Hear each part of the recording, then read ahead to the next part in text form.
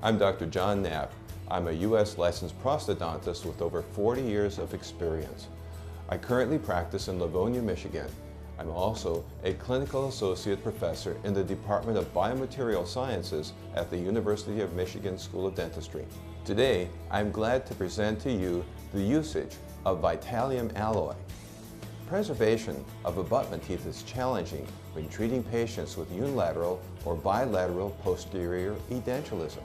It's difficult to reduce torque on abutment teeth.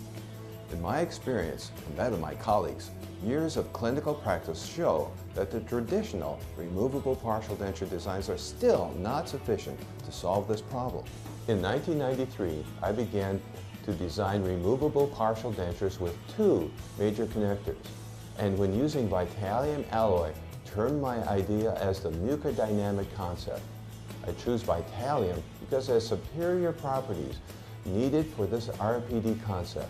The mucodynamic design is very useful in treatment of Kennedy Class 1 and Class 2 edentulous patients. The mucodynamic removable partial denture provides a better solution for reducing torque on abutment teeth in partial dentures with free end bases. And because of the design and the alloy, the framework separates the load applied to the various tissue types. It allows the teeth to carry biting forces separate from the forces applied to the residual ridge. The design uses the teeth to guide the position of the bases, but not for supporting the biting load from the bases. As a result of the changes in the lever arm system, it changes the traditional way abutment teeth are loaded. This reduction in force lowers the torque to the teeth and thus preserves the abutment teeth. Vitalium alloy used in RPD frameworks with the dual major connector design or with the traditional RPD design are more reliable dental prostheses. These frameworks recover from the biting forces distributed to the Vitalium alloy, and as a result of this property, the patient benefits with overall comfort, function, and health. I strongly recommend the use of Vitalium because of its excellent physical properties in making the mucodynamic design frameworks. Currently, I'm continuing to research the capabilities of the mucodynamic RPD.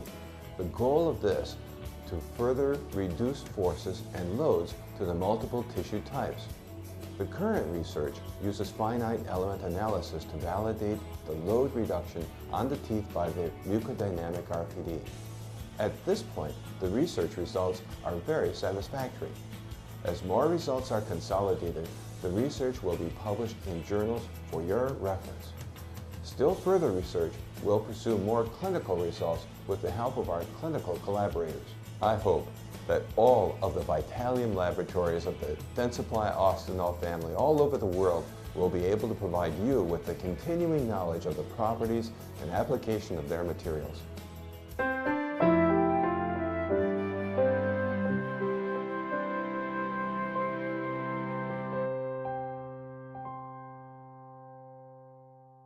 Compared to the traditional design, there is a gap in the frame.